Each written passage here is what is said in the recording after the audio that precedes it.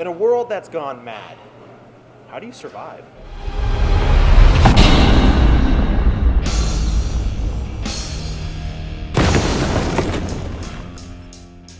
We're here today at Brennan Theaters watching Mad Max Fury Road. This is a continuation from the original ones with Mel Gibson. It's not a reboot. I know people out there are like, I don't know what it is. I'll be honest with everybody. I have not seen any Mel Gibson Mad Max. So going into this, I'm pretty on the other end of the spectrum. I'm not a fan. I don't really know much. I will say this though, I didn't really have to see the other three to get what was going on in this movie. At the very beginning, it kind of gives you a little recap of who Mad Max is, what he was, and then the world's all kinds of crazy. And that's what this movie is. Everything in this movie is over the top. The characters, the way they dress, the action. I mean, the story is a very, very simple story. That does have depth with emotions, and you're kind of like, my heart goes to them. You're like in a really deal. And then you have more coming at you, and you just figure out how you're going to survive your storm. I read an article that 80% of this film was all stunt work, real, no CG, except where you can't really do things in real life because that's pretty dangerous. But again, it's over the top crazy, and I think that's what George Miller was going for, was crazy mad, because you're watching, you're kind of like, I'm a little uncomfortable. This is really, it's different. It's a different type of action thing. Charlize Theron actually committed to the role, shaved her head, the whole nine. The women in this movie, the few precious, soft-skinned, beautiful women, they're the key to this whole thing. They're the end game.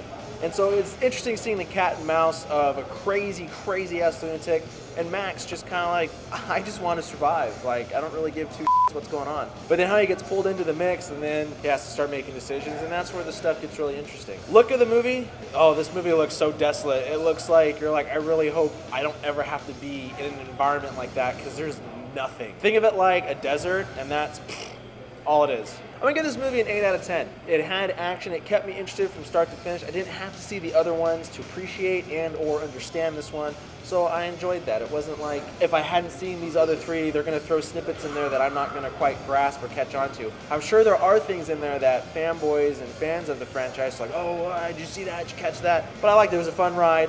Kept me thoroughly entertained. The explosions, love the explosions, love the gun violence. To see what the other Road Warriors had to say, let's check that out right now. Alrighty, Mad Max, you've seen them all, you know them all, let's talk about it.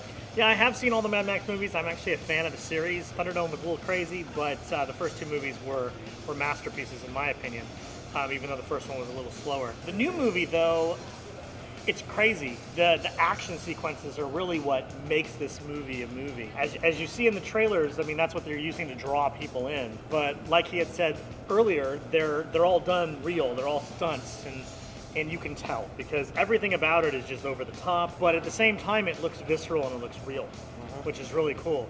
Now, the overall feel of the movie is just nuts. From the moment it starts to the moment it ends, it's like an action opera. Everything about it is over the top, but yet beautiful at the same time. Especially if you're familiar with the style that they introduced in Thunderdome, where everything is kind of strange, lots of spikes, lots of skulls, lots of paint. Just really over the top stuff, like the dude playing the guitar in the trailer. That kind of stuff is what I'm talking about. If you know that stuff and you embrace that stuff, the movie goes that extra mile, and it really does feel operatic. It really does. I feel that the characters themselves, I was impressed. At the beginning of the movie, there were a couple scenes that frustrated me. I actually found myself, probably the first 20 minutes of the movie, kind of upset. Too many silent protagonists where all someone has to do is open their mouth and say one thing and it would stop. That bothers me. But once that ended and it got past that point, the movie was actually really, really enjoyable. And the characters were really believable. They did a good job with making each person's motivation not being overbearing on the viewer. You know what they're doing, you know why they're doing it, you know what they're trying to accomplish. They just don't harp on it. You're going to get to where you want to see your conclusion, you're going to get to see what happens and, all that stuff, but they don't make it a huge focus. The action and the path and the trip and the travel, that's the big focus. And I think that's important for this movie, is if they were to spend too much time focusing on every little piece of the storyline and why they're trying to do this and why they're trying to get from point A to point B, I think it would have pulled away from the larger-than-life operatic feel of it. It was enough of a story to get me involved in it, and that's important. So Mad Max, Fury Road, I want to know, how'd you feel about it? One word, it was chaos. a world of chaos. This is what happens when you abuse your oil reserves.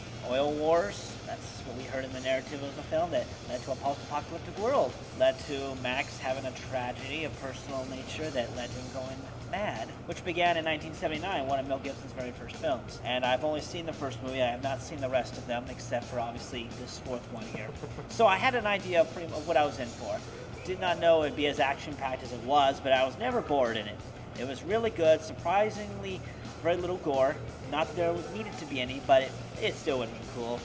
There was some gore, a little blood here and there, and it was R-rated because there's no way they could. Way too violent for a PG-13. Well, the coolest scene was when the sandstorm sequence. See, people see it in the trailer, so it's no spoiler.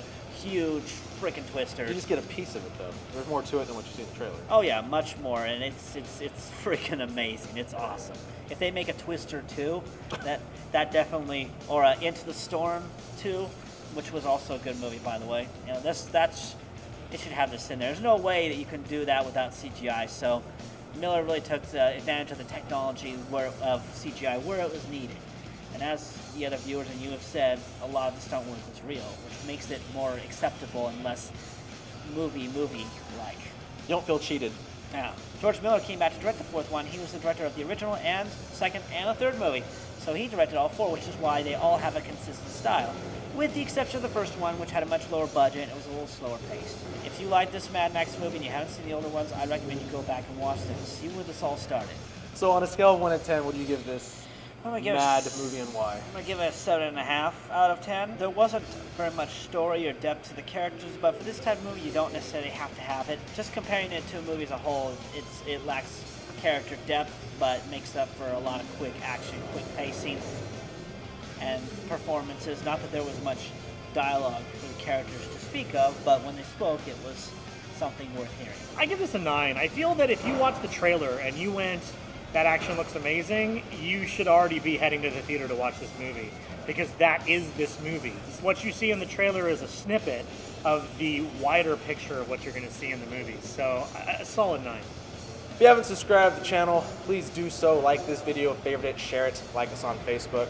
I'm curious to know, what is the best Mad Max movie? You can include this one or the original 3. I like to know, because maybe if I get some comments in there, then maybe on a Friday night or something, I'll be like, let's pop in one of these and see what the fuss is about. And as always, we'll let you know before you go at Brandon Theaters. Oh, and again, there you go. Because Nick's got the magic touch. Yeah, he does. Fine. I'll do it myself.